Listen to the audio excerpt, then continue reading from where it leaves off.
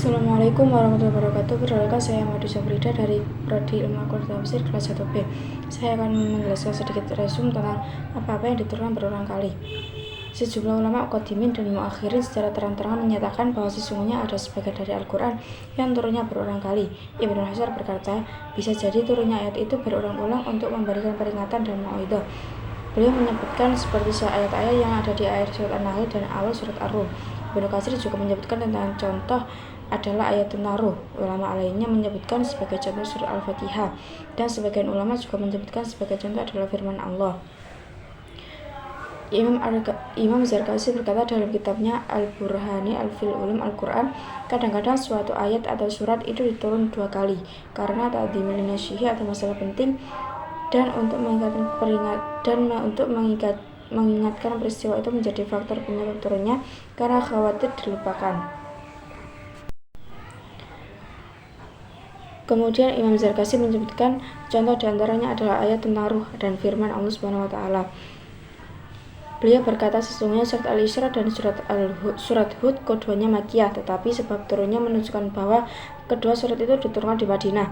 Oleh karena itu bagi sebagian orang hal itu seperti dianggap musyrik, muskil atau sulit, padahal tidak sulit karena ia diturunkan satu demi satu.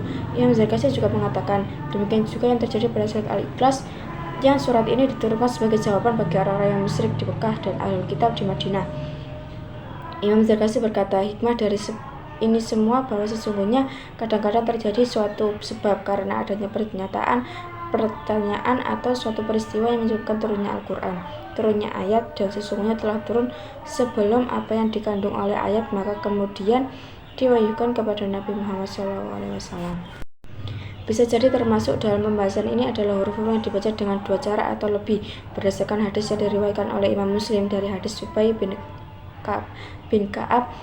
Maka aku kembali kepadanya untuk meminta keringanan atas umatku, maka dia mengirimkan kepadaku agar aku membacanya berdasarkan 7 huruf. Hadis ini menunjukkan bahwa Al-Quran tidak diturunkan pada awal sekaligus, tapi sedikit demi sedikit atau tahap demi tahap. Sebagian ulama mengingkari adanya sesuatu dari Al-Quran itu bisa turun berulang kali. Demikian saya melihat permasalahan ini dalam kitab Al-Kafil bil Ma'ani At-Tahwizib, dan dia memberikan alasan bahwa mencari sesuatu yang sudah ada itu tidak ada faedahnya. Tetapi pendapat ini mardud atau ditolak dan dengan berbagai faedah yang telah diterangkan. Sesungguhnya tidak ada makna bagi diturunkan 2 kali kecuali bahwa Jibril itu turun kepada Rasulullah SAW. Tetapi ini pun ditolak dengan tidak adanya persyaratan perkataannya, sesuatu yang belum dibawa turun oleh malaikat Jibril sebelumnya.